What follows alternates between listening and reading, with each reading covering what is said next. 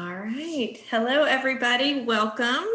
I am Erin Livingston, if we haven't met before, and I'm going to be talking about our solid waste grants application, our online application today, and about the actual process to apply.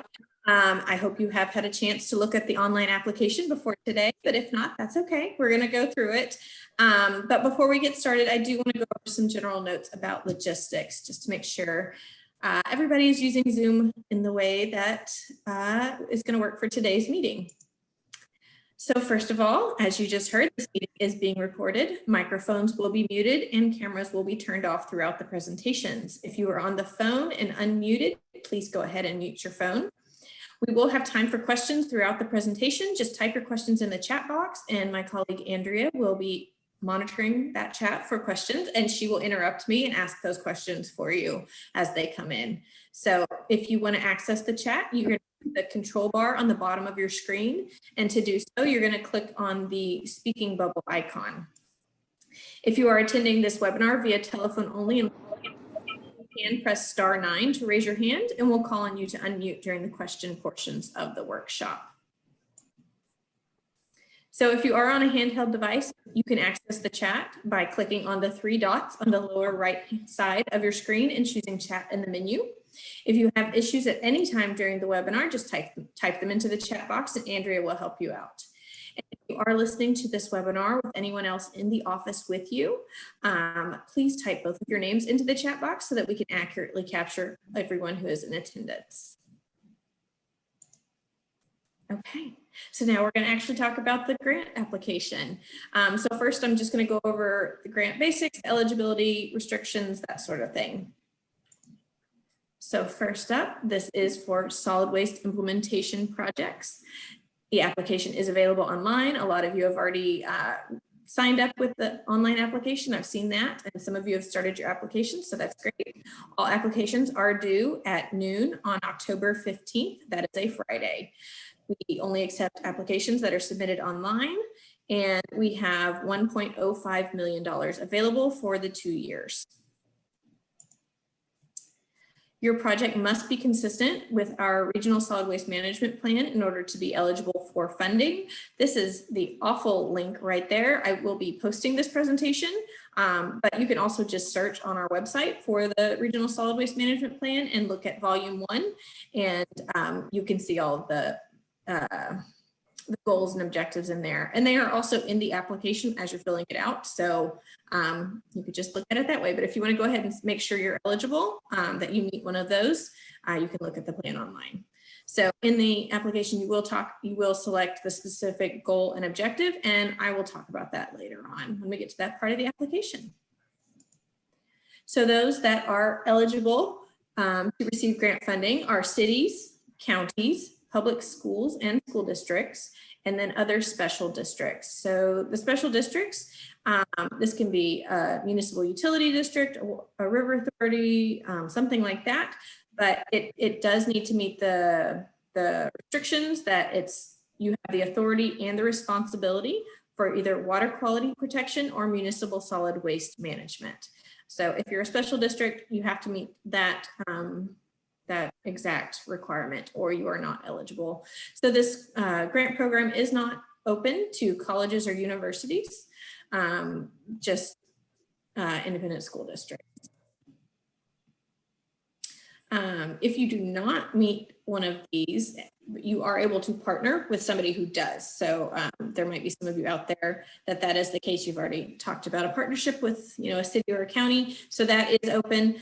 They would be the actual person applying. You would just be listed as a partner. You are welcome to fill out the application for them, but they have to be listed as the applicant.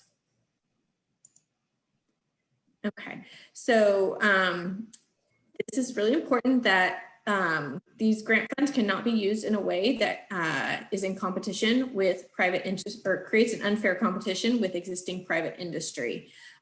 We have notified private industry that the grant application is open, and they will be notified once your applications all come in and they have the opportunity to review all of them.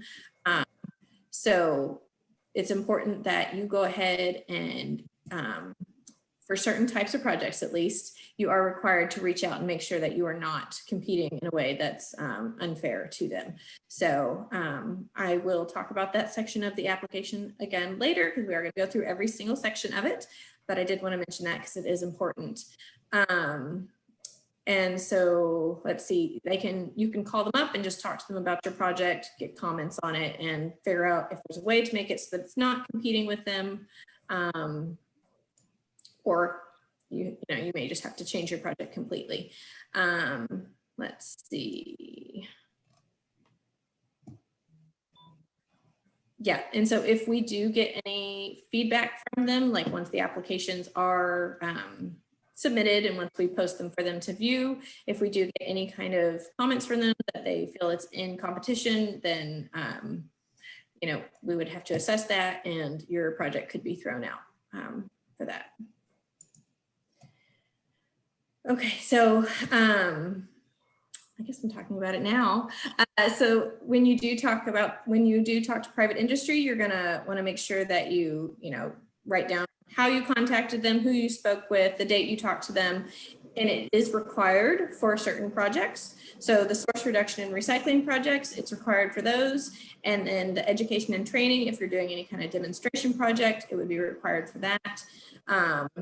And if you need help finding private industry providers for recycling or whatever makes sense for the project that you're doing, you can just do a Google search on Earth 911. You can talk to me or TCQ, or if you just know of somebody, I'm probably just going to do a Google search. So if you want to just go ahead and do that, that's good. But I could help you out if you're having trouble finding anybody. Let's see. Let's make sure I told you everything I wanted to tell you. Yeah, and we always do have private industry folks on our scoring committee. So, so even if none of the people that I send out the email to actually review any of the applications, somebody will be reviewing that application that represents private industry. So, so it's just really important that you follow this because they can kill your project if it's in competition. So. And we don't have any clear guidance on how close the competition needs to be. Like some of the people in rural areas, the competition out there is different than somebody in the city of Houston, where every service is available by a private industry. So, if you just, it's better to go ahead and check and make sure that they're okay with your project than to fill out the whole application and not be eligible for the funding. Okay. So similar programs. So we have had situations where maybe it was two cities right next to each other, or even the same city or something like that. But two different departments applied for the same grant, basically. And so you don't want to do that. You want to work with everyone in your city or your county so that you're not, both applying for the same thing. You don't want to duplicate those efforts. And then and also it's good to just reach out to people to also to see what they've done in the past. You can, get ideas from them on how to make your grant better, to make your program better, because they've done something like that in the past, or they have a program that's ongoing. So we do encourage you to reach out, and it is part of the application to reach out and talk to somebody about the type of project that you're wanting to do, just to get ideas from them. All right, so the actual eligible project categories. So first up is local enforcement. These are for projects that contribute to the prevention of illegal dumping of municipal solid waste, and they can focus on any one of those things, or those three listed there: investigation, enforcement, or education, or they could be a combination of those. And these are not, this is not to do investigations related to industrial or hazardous waste. If you're doing illegal dumping and you happen upon it, once you do your grant, of course you can investigate that one, but it's not specifically for that. So it's mostly, it is for municipal solid waste. And also it is not for code enforcement, such as like setting out your trash too early. So this grant is not for that. This is specifically for illegal dumping. So just be aware of that. The next category is litter and illegal dumping cleanup and community collection events. So this is for the ongoing or periodic cleanup of litter and illegal dumping. This does not include scrap tire sites. This could be trash cans or something like that in a park or someplace with chronic littering problems. We've done a park like right along the, I guess, a bay, or just in a regular park. We've done that. It's also just community collection events. So this is where things that you don't have regular collection for already in your community. So heavy trash. It could be if you just wanted to do, well, yeah, I guess mostly it's heavy trash in this section, but, or if you're doing, well, no, heavy trash. But this is, you can't hold them more than quarterly. If you are doing, there are other type of collection events, and I was trying to run through all of those. So if you're doing like household hazardous waste collection, or you're doing electronics collection, or you're doing tires, white goods, those kinds of things, or if you're just going to do BOPA, which is batteries, oil, latex paint, and antifreeze, if you're going to do any of those all have different forms. So you would not fill out this form. The community collection events is for the heavy trash, I would say. So, yeah. Okay. So source reduction and recycling. This is for grants that involve the diversion of materials from the waste stream through reuse, recycling, or source reduction. It can focus on any one of these three examples listed here: the collection, processing, and transportation of the materials, efficiency improvements and tracking, like some kind of like data management sort of thing, or education and promotion of recycling. If it's mostly an education grant, though, you would probably want to fill out the education and training grant application.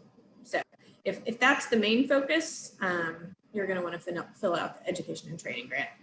So, and if you fill out the wrong, if you select the wrong grant category, it's not a huge deal.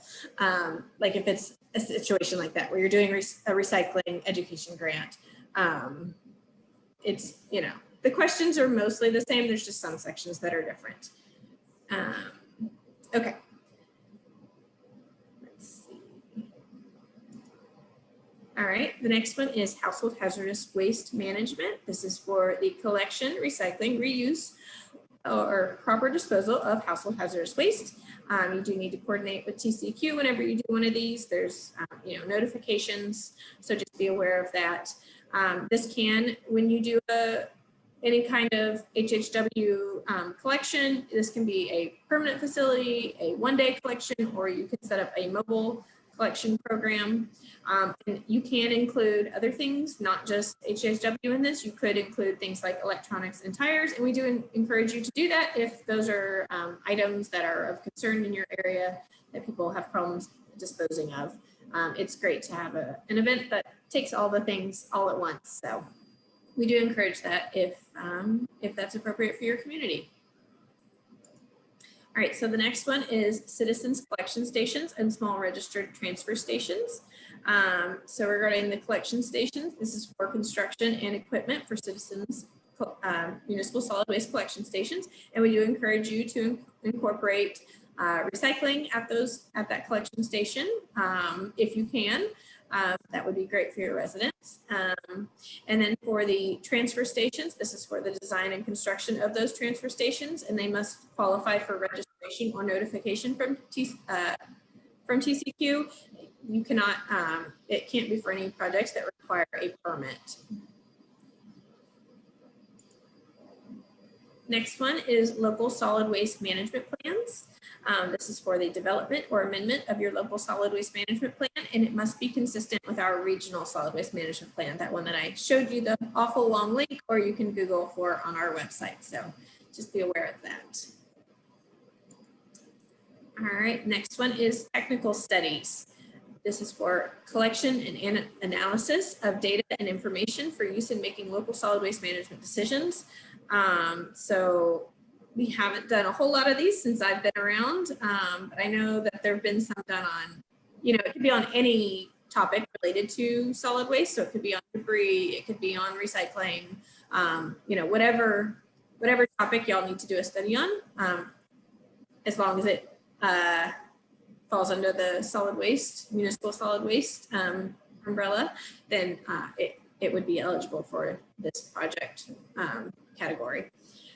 There are some, with this one, there are a lot of, I can't think of the right word, but there's lots of like kind of rules from TCQ if you do one of these during the implementation of it. So just be aware of that about, I can't remember what they all are right now, but anyways, there's lots of rules. So just be aware of that, that TCQ does require you to follow some stringent rules. So, okay. All right, next one is education and training. So these are for public outreach and education on any MSW related topic that you want to do education and training on. We do always encourage everybody to include education and training in any project, but this one is for the ones that are specifically education and training. So we do get a lot of these. And I was going to say something else, and now I don't remember what it was. I'm sorry. Yeah, maybe it'll come to me later. Okay, the next one is other. So this is just anything that's not prohibited by any of the other, by the grant program that doesn't fit into any of the other categories, are considered on a case-by-case basis. So I know that tire collection events, for some reason, TCQ likes to classify them as other and not under the community collection event. So if you're doing a tire collection, you would put that under other. I think we've had like oil collection specifically, and that was classified as other. I'm trying to remember. That's all I can think of right now. But just anything that doesn't fit under any of the other categories, you're going to want to put it under other. All right, so eligible expenses. I'm going to go through all of the different budget categories that you are able to apply for funding under. So first up is personnel. You can apply for salary and fringe for an employee. This is only for new positions. So if you have an existing position, we can't pay for that person. This has to be a completely new position. It can be somebody that already worked in your city or county or whatever, but they have to be doing a completely new job. Like they have to apply for this job and get this job. So, yeah, so no supplanting of existing salary. You do want to take into consideration that you have to post the position, you have to interview for the position, and then hire this person. Or you can, in the application, you can request 16 months worth of salary, but there may have been one person that hired somebody like within the first month, but usually it takes multiple months. And so they end up having money that they're not able to spend, or it's hard to spend. So just take that into consideration when if you are applying for funding for a new position. So be realistic about how long it's going to take you to hire somebody. So next one is travel. So this is travel directly related to your grant funded project. So this could be if you want to go to a conference, it's, you have a new person, or not even a new person, but you're doing a recycling project and you want to go to a recycling conference, or you want to go to a conference on environmental enforcement because you're doing local enforcement grant. So we can pay for that travel. We can pay for the food, the hotel. I think the actual training would go under other, but this would be for the transportation, the food, and the hotel. And this is the only situation where we can pay for food, is if you are going to something like this, to a conference. We don't pay for food at your one-day event. We're not going to pay for water or snacks or breakfast or anything like that. But this is the only time we'll pay for food. So fuel is eligible but it would not go under travel. There is a line item under other that is for fuel. So this is just, I guess if you have to fly or rent a car or something like that, you would put that under here. That's the transportation part. And then you're going to follow your entity's policy. So HJC's policy is they don't pay for food within our 13 county region. So if I went to a conference in Houston and there was food, I would have to pay for that myself. But if your policy is that if you go to a different county, they would pay for the food there while you're there, then we would pay for it. So just be aware of that. So you're going to follow your entity's policies on what's eligible for funding, I guess mostly food wise. All right. All right, the next one is supplies. This is for items with a unit cost of $1,000 or less. Typically, we want you to use these supplies up like in a year. We don't want you to buy 15 years worth of baling wire or trash bags or whatever it is. We want, a reasonable amount of supplies that you could use up during your grant or just slightly after, I guess. This can include things like office supplies, but you do want to make sure that all of this gets used 100% for solid waste. So if you're buying paper because you want to print flyers and you're in a shared office with other people doing other things, you need to make sure you're able to keep your supplies separate from the the community area, so that these all do, whatever you are purchasing all gets used for solid waste. Next one is equipment, and these are for items with a unit price over $5,000, and that does include the price or including freight and setup costs. All equipment purchases do need to be approved by HJC in advance. If you get the grant and your budget is approved, then your item is approved. But so you can't just change at the last minute though what you're buying with that. You need to get approval for anything. But yes, so you want to be specific in your description.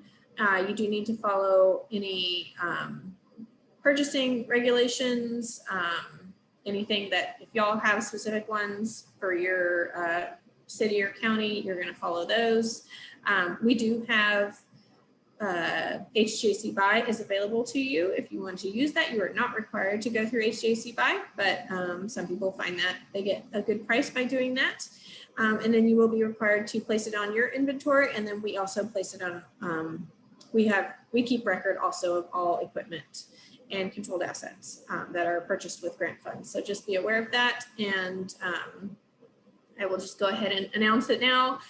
If you get the grant, we'll talk about it then too, but if you buy something with grant funds, you can't just get rid of it without letting us know. 6 years down the road, you have to let us know, and we have to give you approval to get rid of that.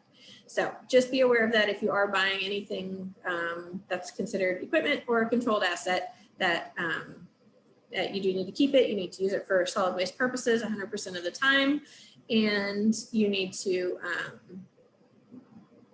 you will have to get approval on how to get rid of it when the time comes.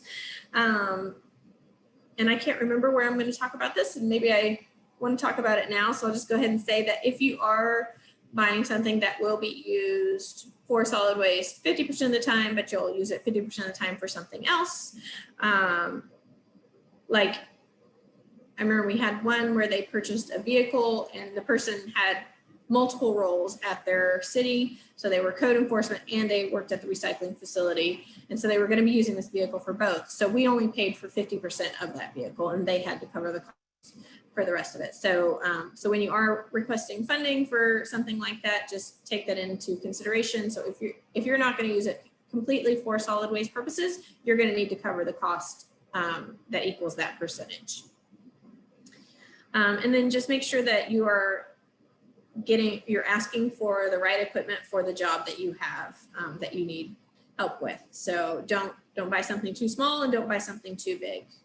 You want it just right. So, all right, the next one is construction. So HJC must approve all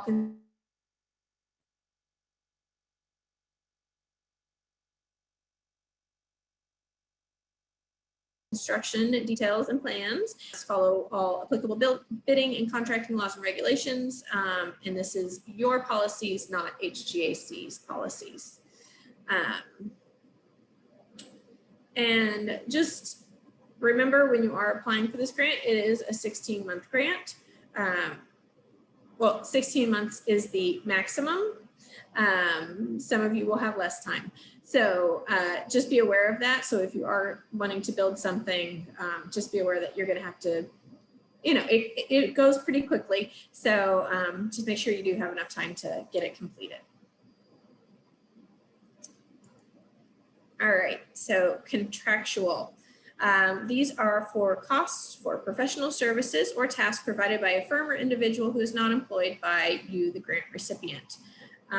So these costs, again, must be approved by HGAC in advance, and you can't incur these costs until you've received that approval. So a lot of times these are for your collection events. You'll hire somebody to collect the household hazardous waste or the electronics or the tires.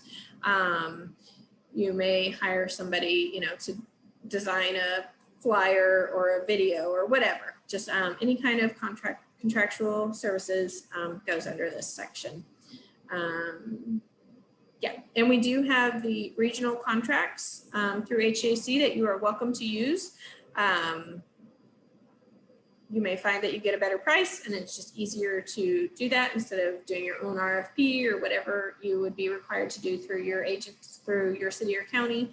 So we do have those available to you to use, but you are not required to do so. And if you want information on that, it's on our website, but you can also email me if you're having trouble finding that. Okay. And then the last budget category is other. So this is for anything that doesn't fit into any of the other categories.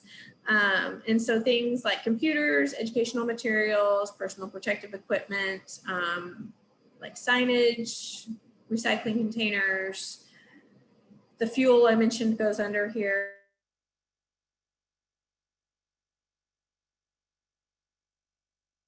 There's lots of different things. So basically, okay.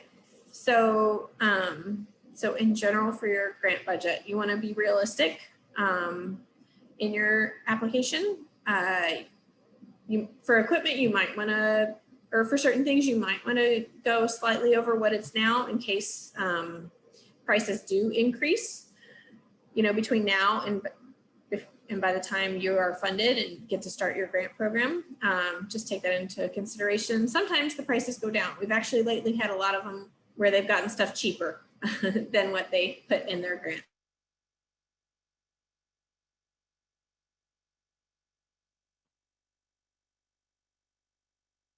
application. But you never know. For every budget section, you do have to fill out the narrative if you put any kind of items in that section. So you want to do a good job of filling that out. You know, really want to explain why you need that particular item or that training or whatever it is. You know, and then definitely make sure that you don't put anything that's ineligible, because when we do the scoring process and when we're deciding who gets funded and everything, if you get funded but you've asked for something that's not eligible, we will just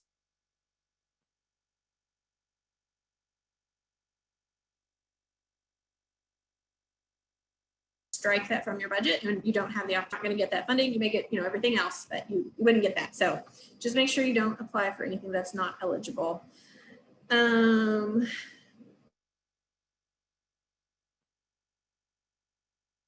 Let's see. Yeah, I did mention maybe maybe estimating a little high just to make sure you can cover your costs, but don't pad it too much, because we do expect you to spend 100% of your funding. So if you end up with too much money at the end, it'll be really hard to spend your funding. And so yeah, so don't do that. Let's see. If you get any kind of quote, you can attach that to your application. Definitely helpful. And yeah. Okay. All right, so now we're going to talk about the application. I guess we've talked about the budget, but now we're going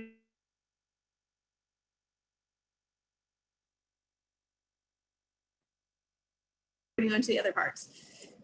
Okay, what the requirements are at your city or county. And I'm sorry, it's telling me my internet connection is unstable. So I am hoping that I don't lose connection. Just warning everybody, if you do lose me, I will jump back on as fast as possible. Erin. Yes. I think that internet connection might be why every once in a while you freeze up and cut out a little bit, but it's not enough to affect anything. But you might turn your camera off. It might give you a little more power. Okay, I will do that. Yeah, I've only got, like, of the little rainbows, I've only got one of 3, so. Okay.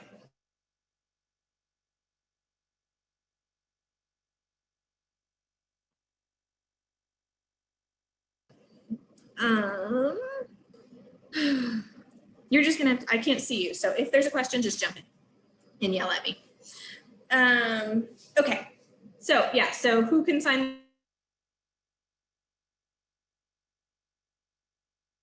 the application? That depends on you. Contract. We don't require that you go to County Commissioner's Court or City Council for approval, but if y'all require that, then you need to do it. But yes, it's not a requirement for us.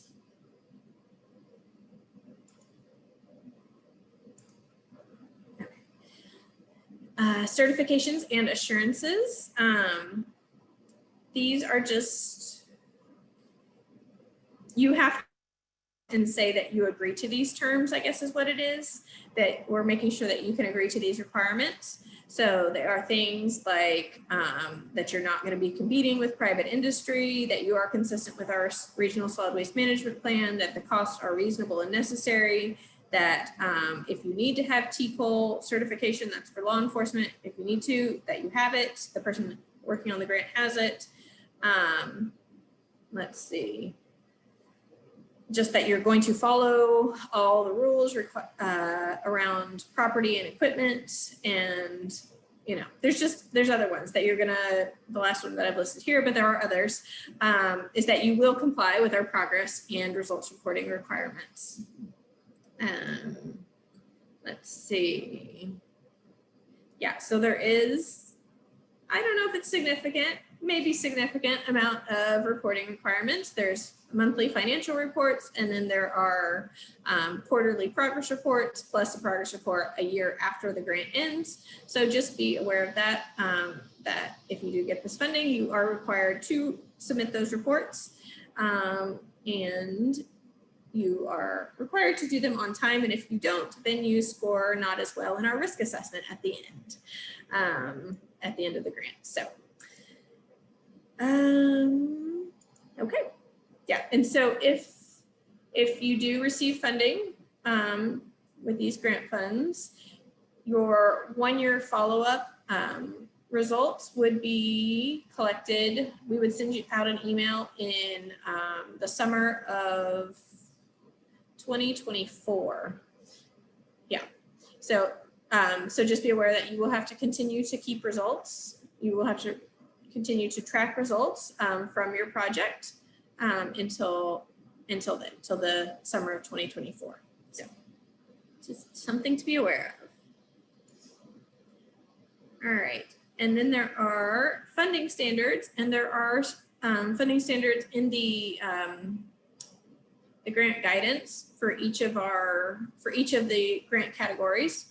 There's funding standards, but here are some of them. So as I've mentioned a couple of times, these funds are to be used 100% for solid waste. So if you're going to be doing something that is split between solid waste and something else, then you would need to only request the percentage that is appropriate, that would be used for solid waste.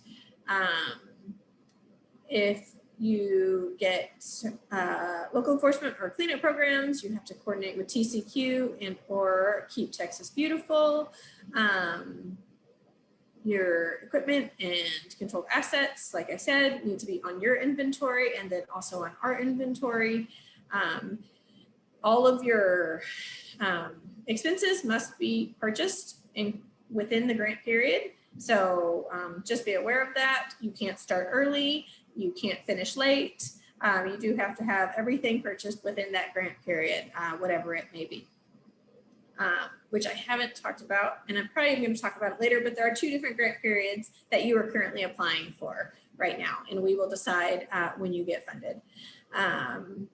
Let's see, and if I don't talk about it later on, I will, if it's not on a slide. And then, like I said, progress and results reporting is required of this grant program. All right, so the selection criteria. So the grant. Erin. Yes. We had a question to please repeat the length for the tracking and reporting. Complete the links. Repeat how long it is for tracking and reporting. Okay, the length. Okay, sorry. So I'll start. So you're either going to get funded for March of 2022, it's going to start, or September of 2022. So you would start tracking your results then, whichever one you start at. And then the regular grant program will end at the end of June 2023. And then 1 year later, June 2024, you'll have collected results all the way through June 2024. And so then later in the summer, we will ask you for all those results. Hopefully that was clear. And if not, let me know again, and Andrea will let me know. Okay, so these are the online application is divided up into 3 sections. So these are the 3 sections: project merits and needs, local resources and commitment, and project evaluation.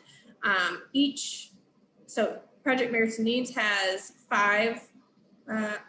4 criteria, or 4 subcategories or sub-criteria, I guess we'll say, for points.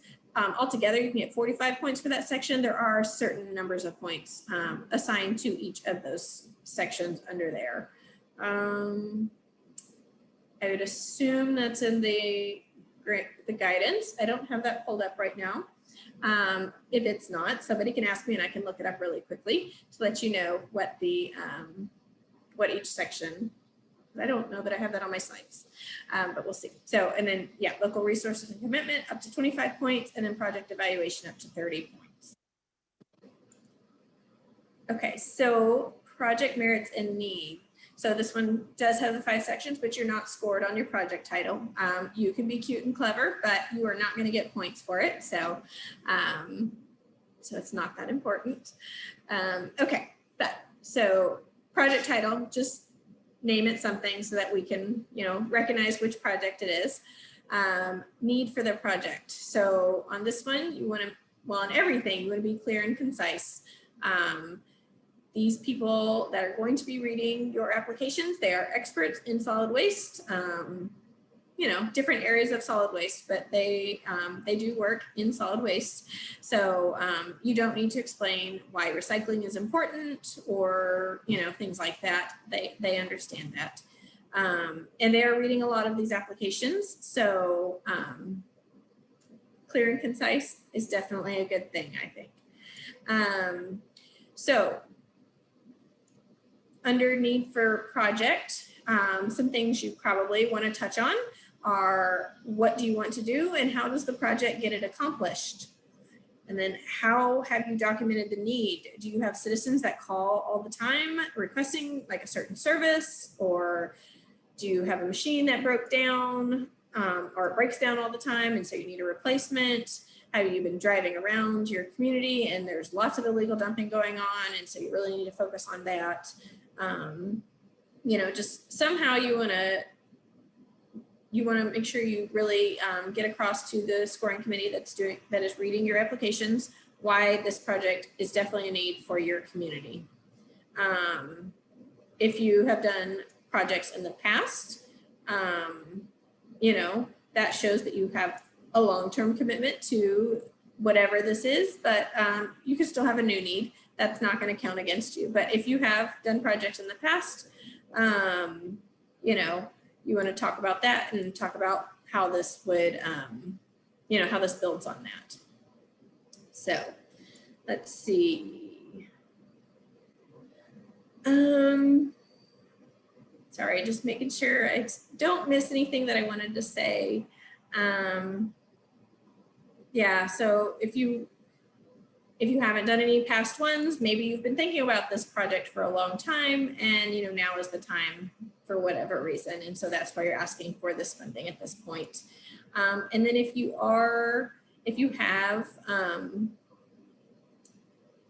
have gotten a grant project from us in the past, you could, build on that and, like I said, build on how this, continues the, that there's that need and still continuing. And then you might want to talk about how you were successful in your past projects. Because if you weren't successful, maybe it won't be so good for your application. So, so definitely want to highlight your successes with past projects. Okay, your objective. So this is just, what is the goal of your project? What are you trying to do? And maybe if this ties in with city or county goals that you already have that are published out there somewhere, I would want to mention that. Or if you have some kind of strategic plan or something like that. And then you're going to want to describe the expected benefits of this project.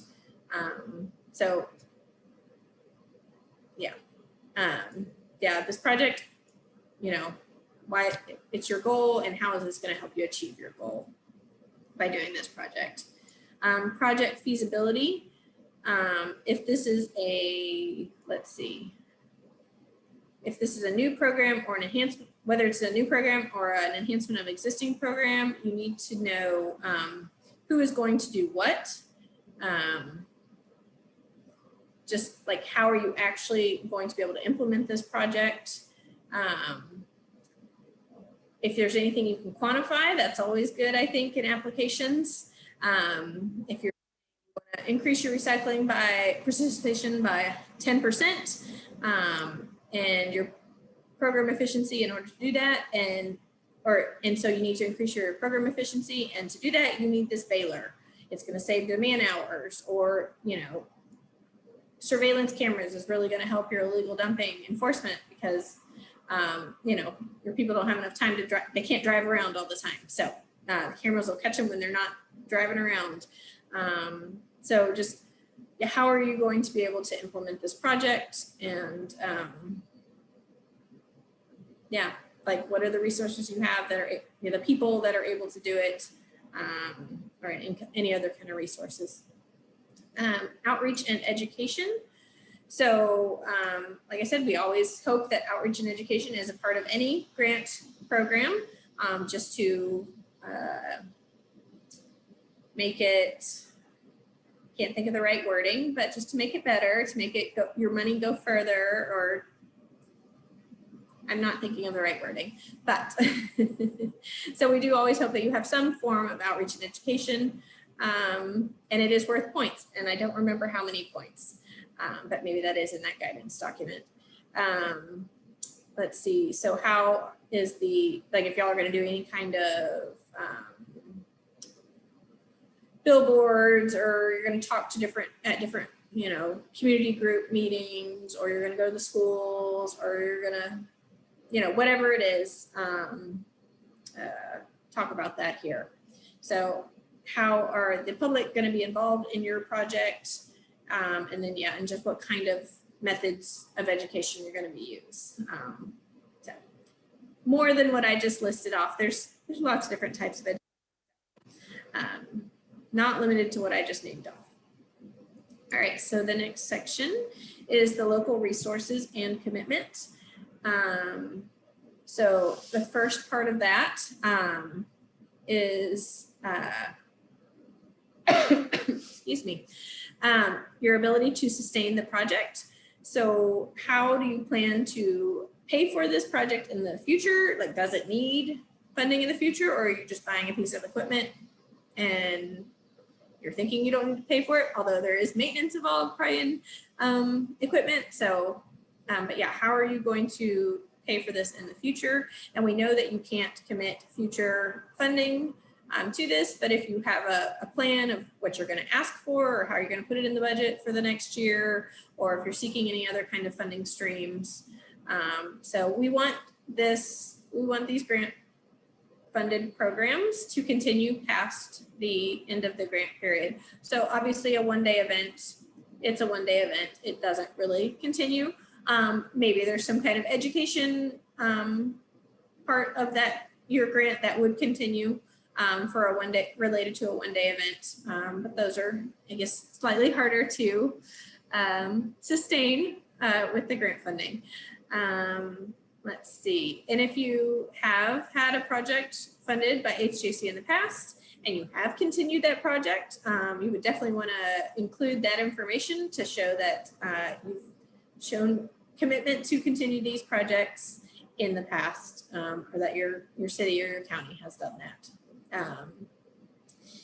And also if, so why do you, like if you have gotten a project in the past, why do you need this one also? Why was that last one not significant or sufficient?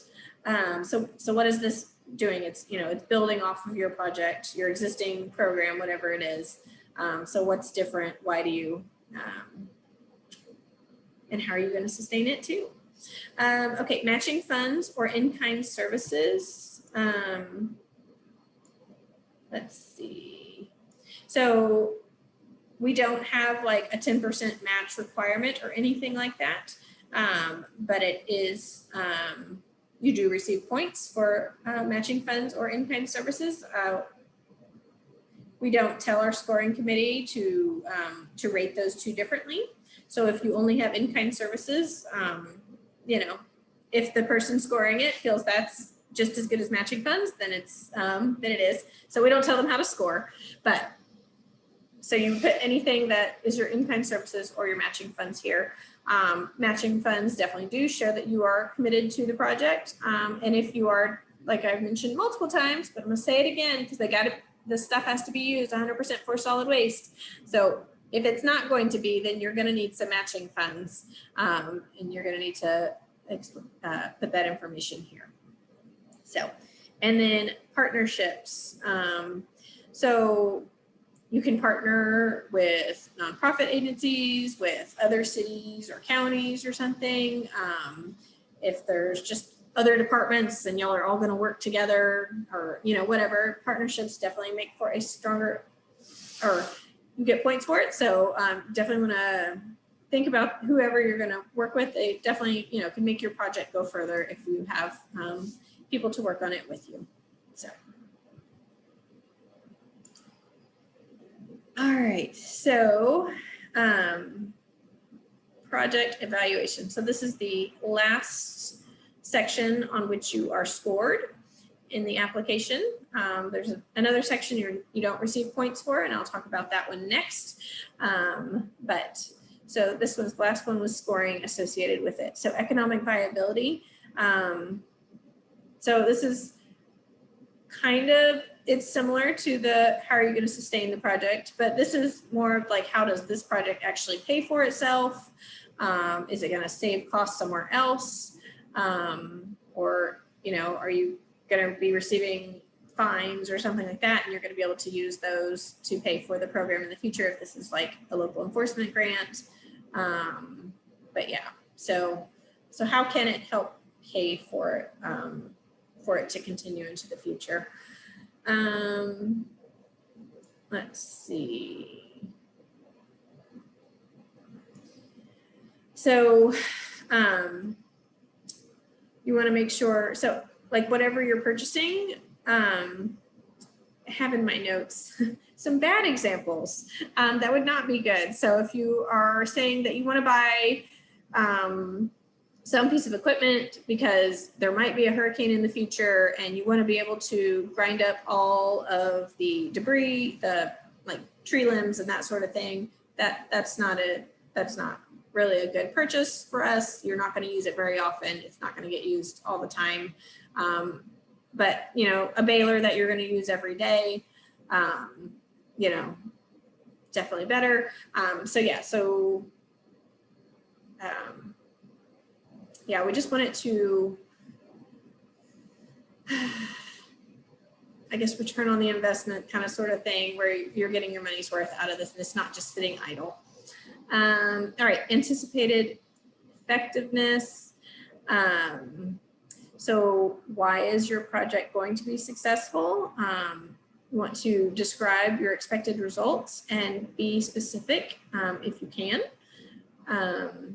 So trying to think of, yeah, just if you have any kind of like, we think we're going to increase participation by such an amount, or, you know, it's going to grow this program or whatever. So yeah, just whatever you think, however, why you think this is going to be why this program is going to be effective for the need that you have in your community. And then the last one is measures of success. So what does success actually look like for your project? So how are you going to determine if you've been successful? And so what can you actually measure? So you're going to be able to measure like that more people came to your drop-off facility, or that illegal dumping numbers went down, or just that you collected a whole bunch of stuff at your one-day collection event, or miles cleaned up for litter collection, or whatever it is. So yeah, just how are you going to measure that success? What does that look like? All right, so this is the section of the application that does not have points associated with it. And I am not going through all these questions because they are specific to the grant category that you selected. So if you choose source reduction and recycling, those questions that show up on here are going to be different than if you chose the education and training grant. So they are specific to your grant program, and they have a lot of good information for the scoring committee to get better information about just your program in general. So if you're doing something on recycling, it talks about, and you have an existing facility, you know, it has questions related to that facility, just so they can get a better feel for what you already have going on. So let's see. All right, so I think we're getting closer to the end here. So I'm going to talk about presentations and scoring. All right, so you are required to give a presentation on one of those 2 days listed there, November 1st or 2nd. We are going to be doing all of this via Zoom, so you can be wherever you are and just hop on via Zoom like you did today. We are going to try to follow what we've done in the past, where each grantee has 15 minutes, or each applicant has 15 minutes. You have 5 minutes to give your presentation. You have 5 minutes for the scoring committee to ask questions, and then they have 5 minutes to score. I don't know that, at this point, I think we're going to keep it like that.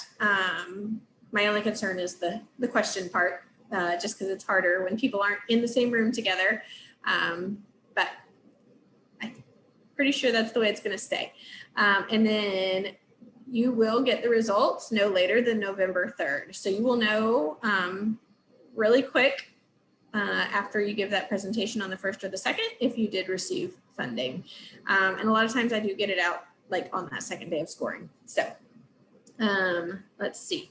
So you do only have 5 minutes for your presentation. So you're going to need to be really concise in your presentation. You don't need to go over everything in your application, because they will have already read your application.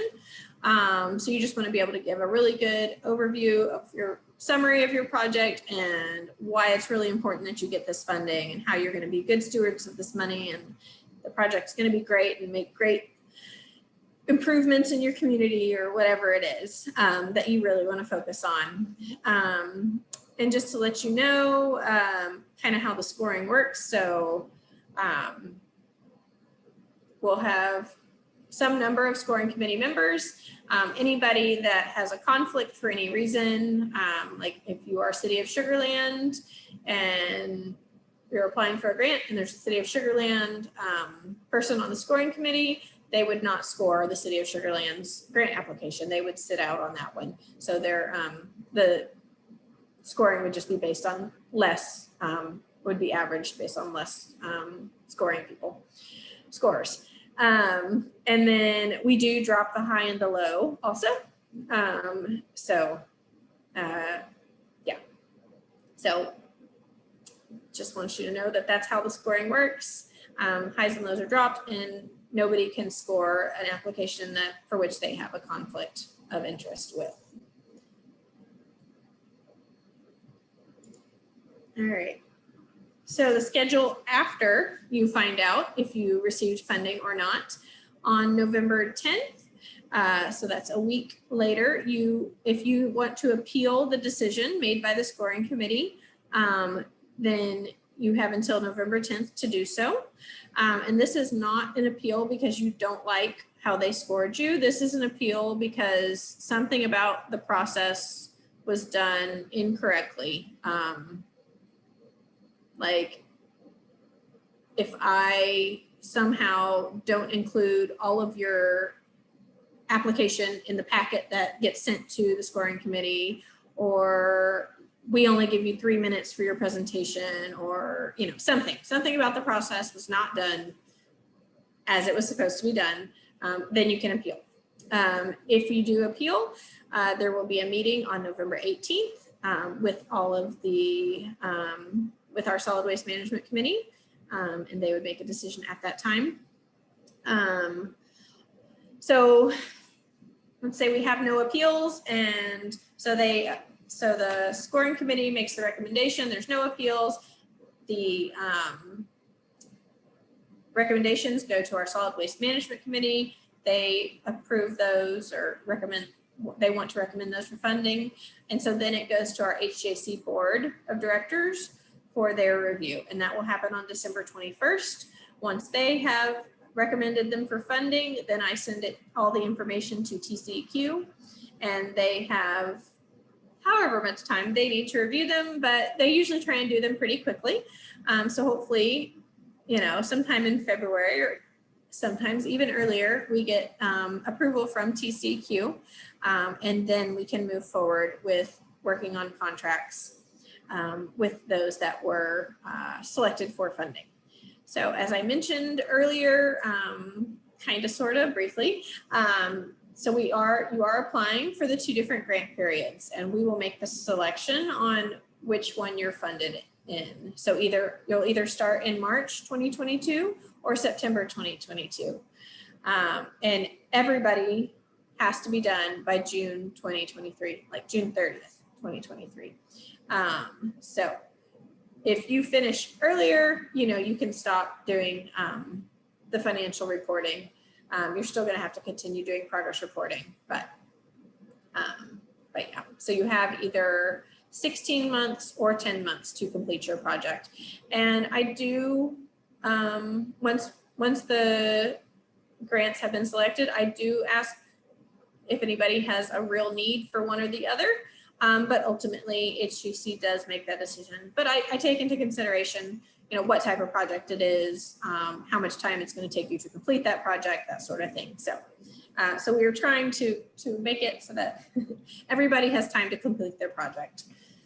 Erin, yes. I have a question, is if you could go over a little bit about the process for getting HGAC approval in advance for equipment.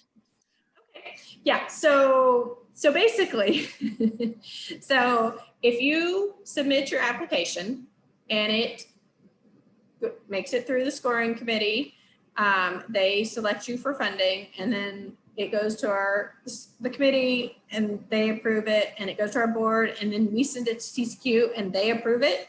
And so you've already got your equipment in there. You're saying you're buying a vertical baler and it's in there. So at that point, as long as you stick with what's in your budget, you're approved. If you change your mind and you're not going to get that vertical baler, then you would need to reach out to us and say, hey, I actually don't need a vertical baler. I need whatever, I don't know, a trailer. And so then you would need to get approval at that point then for us. And so it's basically just a budget amendment, and we do those all the time. That is not like frowned upon or anything like that. But this is, so basically that's all it is. So if you get approved by TCEQ, then your equipment is approved as long as you buy what's in your grant. So if you go and buy something that's not in your budget, and tell us about it after the fact, you may not get reimbursed for it. And I don't think I mentioned that anywhere. This is a reimbursement grant, so just be aware of that. So you will have to spend your funding, and as you get all the documentation for a particular purchase, you submit that documentation and then we will reimburse you for that. So just know that you do have to spend the money up front, and then we reimburse you, as you get that documentation. So hopefully that answered the question about equipment. So yeah, it's not like we say it's approval, but if it's in your budget, it's approved. It's just when you make changes that it needs to get additional approvals. Okay. All right, so future requirements. If you are funded, obviously you need to implement your project. As I mentioned earlier, there is monthly financial reporting and then the quarterly progress reporting. We do conduct site visits with all of our grantees, except for the one-day events, or, if there's nothing for us to look at for whatever reason, then we don't. If you just purchase online ads, I mean, surely that's not going to be your project, but if that's all you did, there's nothing for us to come out and visit. So we wouldn't. And then we also do fiscal monitoring at the end with one lucky grantee.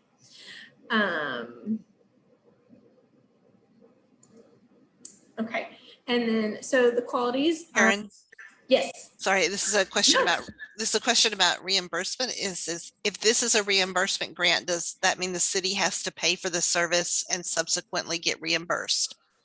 Yes, that is what I mean by reimbursement. So you pay for it. There is specific documentation you have to provide us for every purchase you make. So it's a purchase order, an invoice, and a canceled check or some proof of payment. And if you are funded, we will have a training webinar where we will go into excruciating detail on all the requirements of the grant. But yes, it is a reimbursement. So you would need all three of those things. So if it takes you, I don't know how long from when all of that. It can take months sometimes, I guess, for people to get all the right documentation. So it can be a slow process to get funding back to you if that's how long it takes for you to get documentation to us. But we do try and process everything quickly when it comes to us. So as long as you're getting it to us, we try and do it quickly so that you get your funding back to you. Okay. So qualities of a good project. So obviously, if there's a real need, you definitely want to explain that to us so that all the scoring committee also really feels that you have a need for this project and they want to fund your project.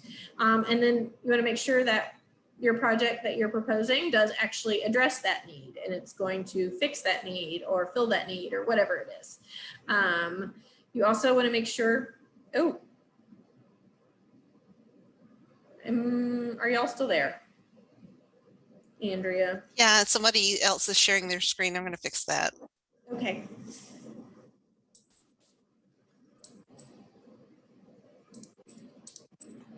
Do I just share on top of them? Yep.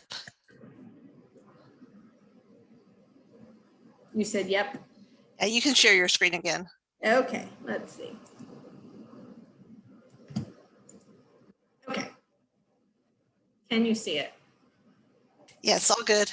Okay, awesome. Where was I? Oh, backing from upper management. So we do want these programs to continue, like I've mentioned. So we want you to have access to the resources you need. If you leave, we don't want this project to fall apart. So we want others to be involved in this, not just one person, one champion. So just make sure that there is, you want to get everybody on board so that this is a great project and it stays a great project for a long time. Want to make sure you do your research, like I talked about earlier, about talking with similar programs in the region, or even we had a city that did a project on, they collected cooking oil and they reached out to a program somewhere on the East Coast, and they copied their program. So there are other programs, even if they're not in our region, that are out there, and you can definitely, I'm sure they would love to talk to you as well. But yeah, get ideas from others who've already done it, so that you're not having to try and figure it out. And then lastly, is your project really about solid waste? Sometimes we have projects that are kind of about solid waste, but really they're trying to do something else. And that's not going to score as well. And maybe it shouldn't get funded if it's not really about solid waste. So if your project that you're hoping to apply for and get funding for is not really about solid waste, you probably need to go find a different source of funding, because this money does come from the state, and we are required to use all these funds for solid waste. And we do report back to the state and our state legislature. So it is important that we absolutely follow that requirement. Erin, we have a question. Yes. Are there successful past grant applications to view for first timers? Yeah. So if you are wanting to get applications, definitely send me an email. My email will be at the end of this. You've probably all received emails from me, but yeah, just let me know what kind of project you're doing and that's what you're looking for. We don't have them posted anywhere, so I will just have to get it and send it to you. So just let me know, and I can send you whatever we have. And I'm not sure how many years back we have. We have quite a few years back. We probably have like 8 years back.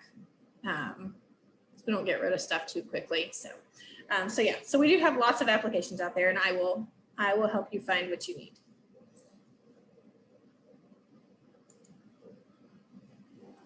All right, so other qualities of a good project.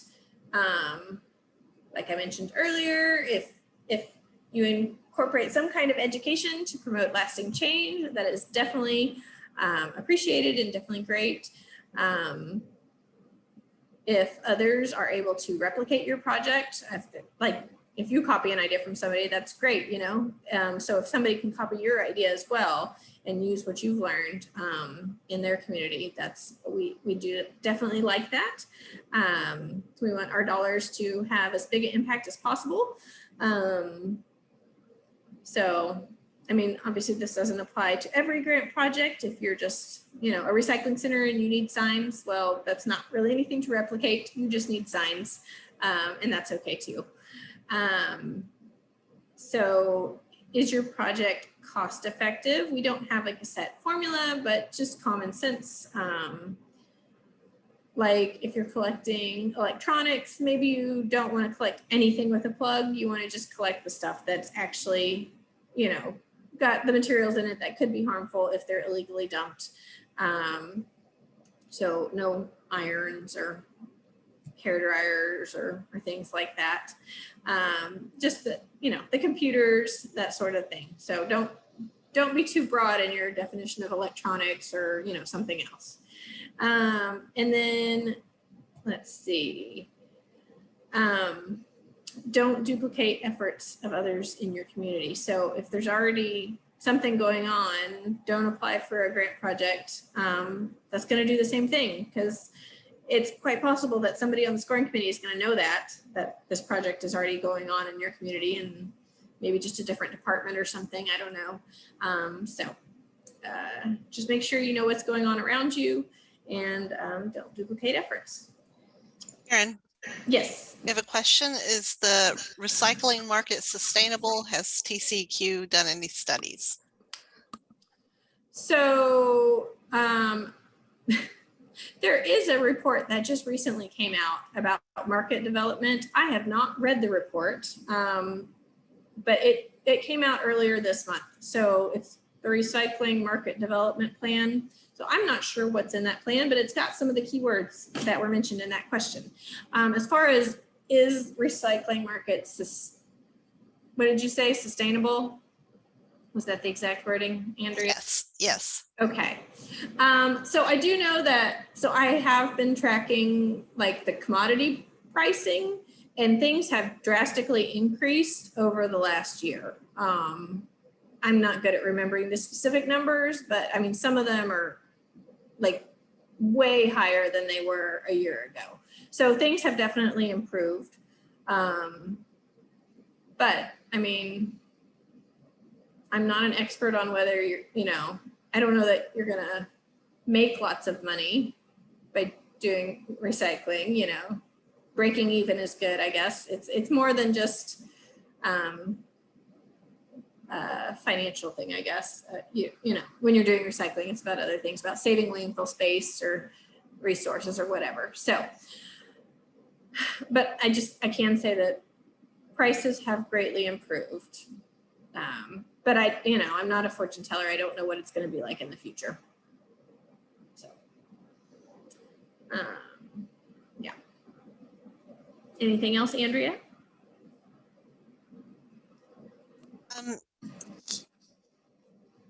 Yes, someone was also responding to that question. It's the recycling market is quite sustainable as long as products created have a downstream.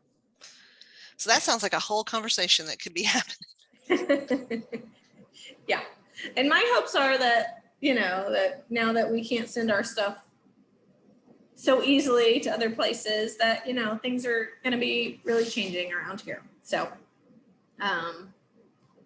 so we will see. And I know, a lot of our stuff goes, or at least some stuff goes to Mexico, or just a lot of it stays in Texas. So I don't know. I'm not an expert on recycling markets. So, and yes, there's lots to discuss about that.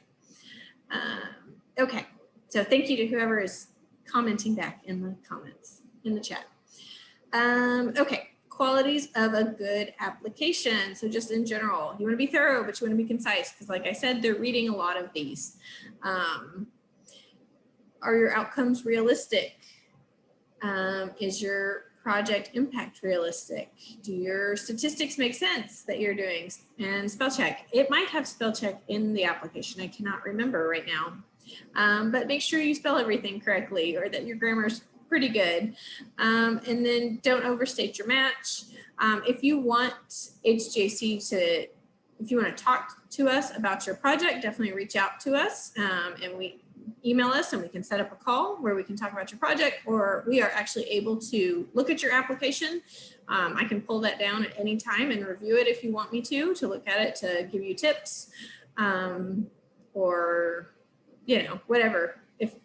whatever I think of that could be improved when I read your application, I will let you know. Because I am not scoring applications, and neither are some other people on our staff. So we are able to help you in any way you can to get the best project put together possible. So, and my supervisor's been doing this a lot longer than I have, and she has so many ideas always. So definitely reach out to us if you are wanting us to kind of vet your ideas. Erin? Yes. There's been a couple of questions in the chat that I can answer, and I just wanted to jump in and say that Sure. Barring no technical difficulties, slides from today and a recording from today should be posted on our website by the end of the week. Okay. Yes. Thank you. All right. And then years ago, I got tips from our Solid Waste Management Committee, and these are the people that do the scoring. But this was, okay, so this first one, know your agency's purchasing process. There was more to this comment, so I will read it. It says, from our experience with this last grant, I can't stress understanding your agency's purchasing process enough. I thought I knew how things worked at the city and still had surprises that put us down to the wire to get the money spent. I think a lot of the applicants have been around a while and know their systems, but for anyone new, it's so critical to know all the steps to spending on the grantee side, because they are reimbursable grants. And I know a lot of our grantees, it seems like struggle with getting their funding, struggle with spending their funds quickly. So I think that is probably a common issue with people, just knowing how to work the system or whatever. Okay, one person likes pictures, at least. I think probably a lot of them like pictures. So you are welcome to attach pictures to your application of of equipment you want to purchase, that can always be helpful. Maybe somebody doesn't know exactly whatever it is you're buying looks like or whatever, and it just helps them if they see a picture of it, or if you attach pictures of lots of illegal dumping going on in your community, they can see how big of a problem it is. But yeah, pictures are great. And of course, you can show pictures during your presentation if you don't want to attach them to your application. Let's see. Being able to show that the project or program can be sustained is a big thing. Yeah, we definitely want these programs to continue into the future. And then start talking with everyone in your group and those you're going to be partnering with now. Hopefully you've all started doing that already, since it's quickly approaching the time that the grant applications are due. I think we're a little less than a month at this point, so hopefully you've already got all those conversations going, but if you haven't, start now. All right, next. Erin? Yep. I had a question about the funding source for these grants, that we're assuming that TCEQ is the funder for these grants. Yeah. So the specific funding is every time a load of waste is dumped at a landfill in the state of Texas, there is a tipping fee assessed, and a portion of that fee goes to the TCEQ and then goes out to all of the council of governments, and then to fund your projects. So yes, it comes from the landfills to TCEQ to us, out to y'all. So there are no federal funds associated with these with this grant. Okay. Yeah, have a good, strong summary. This one, make sure you complete all sections. I mean, you have to put something in every section, so make sure you actually put the right thing in that section. Don't just put NA. That would be not completing it, I guess, even though it's technically got something. Make sure you address all the review criteria. In the grant guidance, there is information about each of the sections of the application that I discussed today. So you can look back at that and see what kinds of information you need to be including. Let's see. I talked about, making sure that you're going to be able to complete your project in that 16 months or that 10-month time frame, and getting the training you need, doing the hiring, thinking about that, how long it actually takes to do that. Like I said, only like one grantee, as long as I've been doing this, hired them I think within a month. Everybody else, it's like 3, 4, 5 months out. So just be aware of that. And then, yeah, if it's going to take time to get that employee, maybe don't ask for 16 months of salary, because returning money makes you score poorly on the risk assessment at the end. So we want you to spend all your money, and yeah, if you ask for too much, it's hard to spend it sometimes. So that sounds like a good problem to have, but I think it's stressful. So okay. The last bit of information here, like I mentioned, we can review your draft applications. I am not going to review it if you give it to me at 8 a.m. on October 15th, 4 hours before it's due. So make sure you try and give us as much time as possible. I understand I probably will get some the last, couple of days, and that's fine. I expect that. But the sooner the better, just so that we have time to respond and that you have time to make any kind of changes that you need to based on our responses. And then look for those partnerships, either with other local governments, nonprofits, or maybe there's a private company that you could even partner with. All right. And if you have questions, I've listed my email address there on the right, Erin Livingston, and then also my manager, Cheryl Murgo. And she's the one I said has lots of great ideas. So definitely reach out to us if you have questions later, but I am here to answer any questions you have now. So I will give you time to do that. Let's see. And I don't have any chit chat to do while you do that. So I'm just gonna wait to see if there's questions. And if you have I mean, if you have specific questions about your grant, you could ask those now too, because other people might have those same specific questions. So I know when we have this in person, everybody likes to line up at the end and come up and talk to us about their specific idea, but you can do that in front of everybody. So since they might want to know too. Erin, we have a question. It's what is the time in between the amount paid by the city versus the time they're reimbursed? So I don't know the time paid by the city. It depends on, so financial reports are due on the 10th of every month. So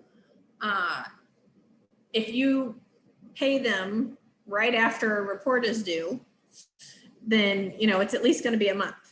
Or if you don't get the documentation until right after. So let's say you pay them in early September, but you don't get the documentation until September 11th. Well, the report was already due. So you're going to wait until the next month to submit your report. And then I would say if you have all of the proper documentation, then it can go fairly quickly. But there are, I would say, it seems like most reports are missing something.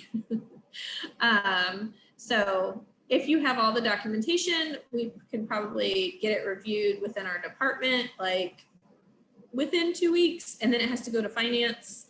And I would say it takes them maybe 2 weeks. So I would say a month from when we get it is, like, if you have it, that would be kind of a long time, but just, you know, if people are busy or out of the office or whatever.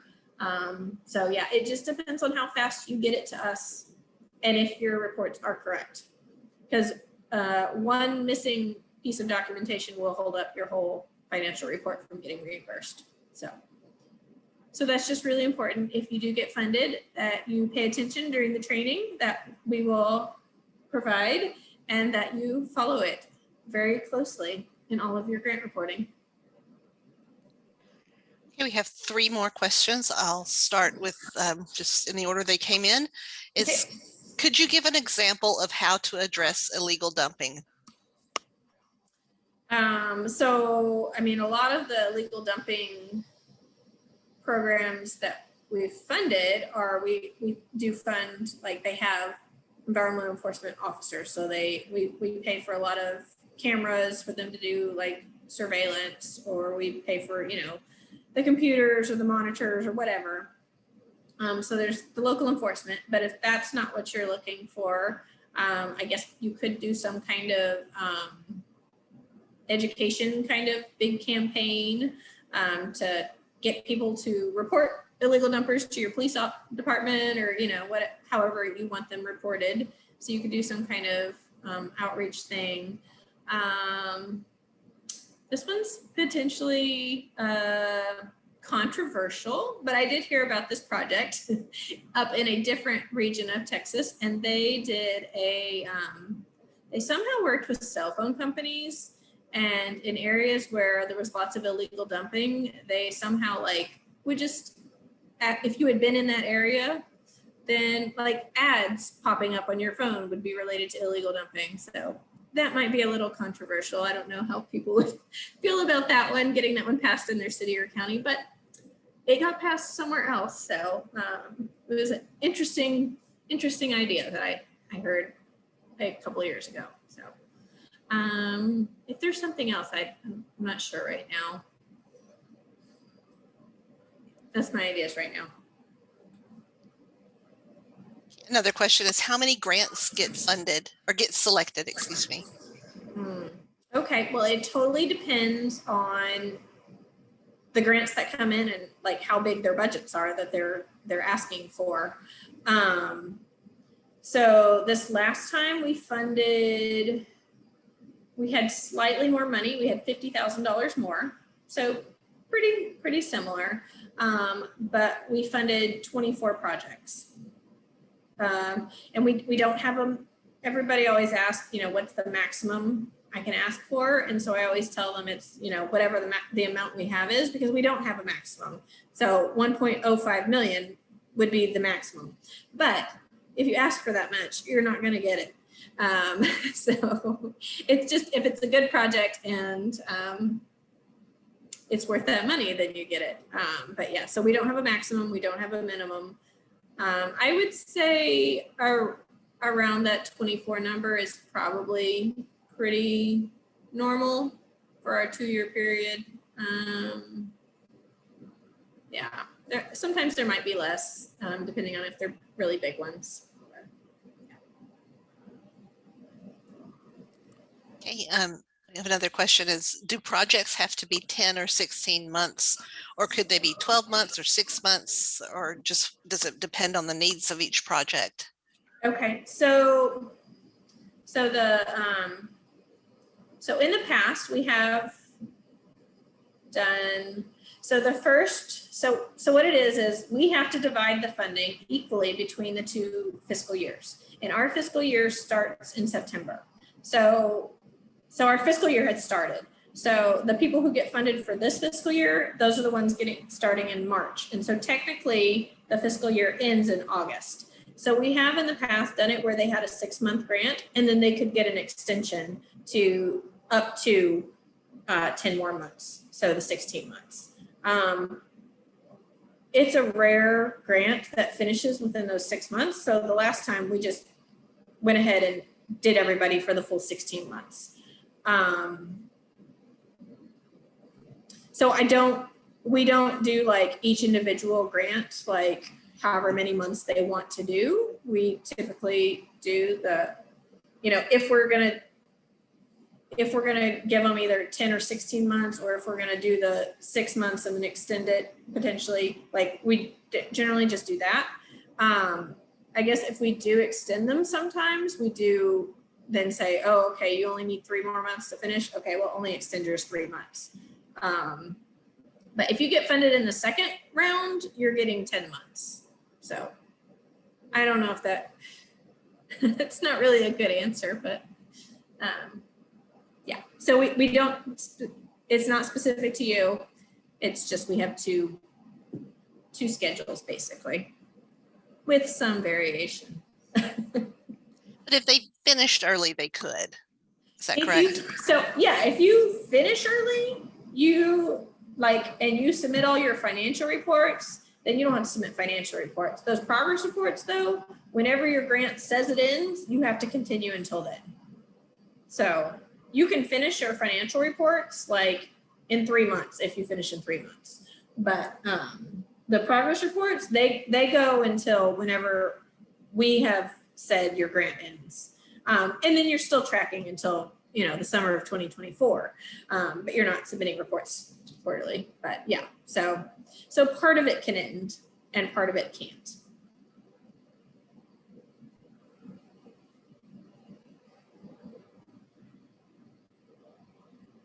Don't see anything else in the chat, and I don't see any hands raised right now.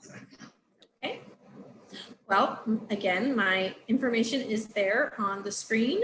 And like I said, you've probably all received emails from me. So if you come up with any questions or just want to chat with us, send us an email, and we can either do it by email or set up a call with you.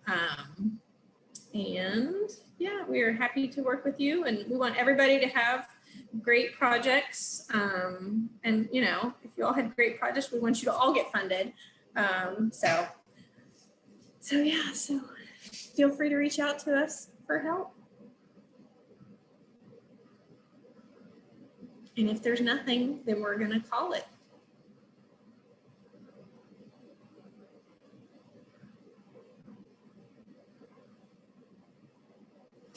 All right.